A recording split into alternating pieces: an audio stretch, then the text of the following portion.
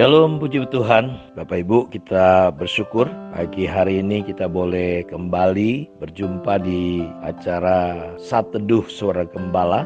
Doa saya kita semua tetap dalam keadaan baik-baik, sehat-sehat saja. Saya baru menerima WA beberapa waktu yang lalu dari salah satu jemaat yang juga setia mengikuti Saat Teduh ini. Kebetulan kita sedang membahas tentang aniaya akibat kepengikutan kita kepada Tuhan. Jadi kalau kita melihat peristiwa di Kisah Rasul pasal 8 ayat 1 dan 2, kalau saya boleh ulang baca, Saulus juga setuju bahwa Stefanus mati dibunuh. Pada waktu itu mulailah penganiayaan yang hebat terhadap jemaat di Yerusalem. Mereka semua, kecuali rasul-rasul, tersebar ke seluruh daerah Yudea dan Samaria. Dan Bapak Ibu tahu bahwa di satu sisi ketika aniaya, penderitaan, siksaan datang, bagaimana Rasul Paulus yang adalah Saulus adalah pemimpin penganiayaan pada waktu itu, menyeret orang-orang dari rumah ke rumah. Dia masuk, tetapi Saulus berusaha membinasakan jemaat itu, dan ia memasuki rumah demi rumah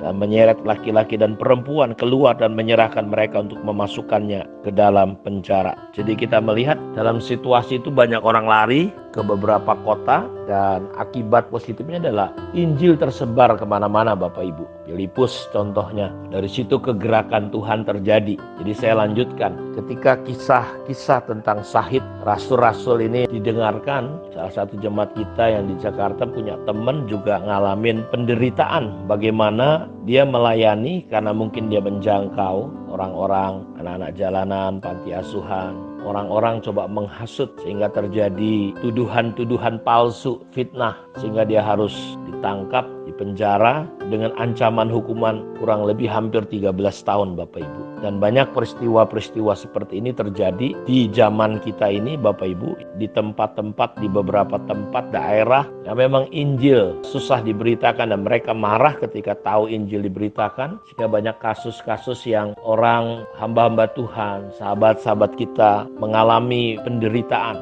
Mereka tidak bersalah harus masuk ke dalam penjara. Jadi kalau kita lihat konteksnya sampai hari ini, bahwa memang mengikut Tuhan, mengiring Tuhan, penderitaan ini adalah sebuah jalan yang sebenarnya luar biasa. Karena penyebaran Injil, penyampaian firman Tuhan bisa bergerak, menyebar kemana-mana karena aniaya yang terjadi. Kita kembali bahwa kemarin saya juga bercerita teman saya yang masuk ke daerah Dobo, ya, Kepulauan Aru, bagaimana awal-awal dia harus mengalami penderitaan, dipukul, bahkan mau dimasak. Dan lawan-lawan kita terkadang adalah orang-orang agamawi yang memang mata hatinya dibutakan. Seperti kejadian yang menimpa Stefanus, yang membunuh dia adalah orang-orang beragama. Bahkan Paulus atau Saulus namanya sebelum dia bertobat adalah orang yang memimpin hal itu. Nah, karena itu kita memang sedang mempelajari diri Paulus, bagaimana dia akhirnya boleh bertobat.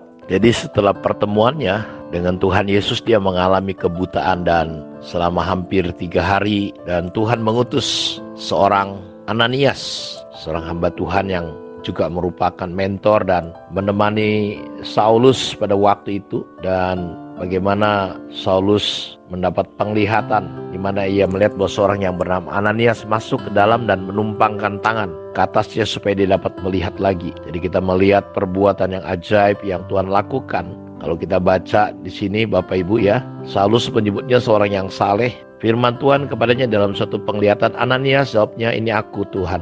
Firman, mari pergilah ke jalan yang bernama Jalan Lurus dan carilah di rumah Yudas seorang dari Tarsus yang bernama Saulus. Ia sekarang berdoa, dan dalam satu penglihatan ia melihat bahwa seorang yang bernama Ananias masuk ke dalam dan menumpangkan tangan ke atasnya supaya ia dapat melihat lagi. Jawab Ananias, Tuhan, dari banyak orang telah kudengar tentang orang itu, betapa banyaknya kejahatan yang dilakukannya terhadap orang-orang kudus-Mu di Yerusalem. Dan ia datang kemari dengan kuasa penuh dari imam-imam kepala untuk menangkap semua orang yang memanggil nama-Mu. Tetapi firman Tuhan kepadanya, pergilah, sebab orang ini adalah alat pilihan bagiku untuk memberitakan namaku untuk bangsa-bangsa lain, serta raja-raja dan orang-orang Israel. Aku sendiri akan menunjukkan kepadanya berapa banyak penderitaan yang harus ia tanggung oleh karena namaku. Lalu pergilah Ananias ke situ dan masuk ke rumah itu. Ia datang berdiri dekat Saulus, menumpangkan tangannya ke atas Saulus dan berkata,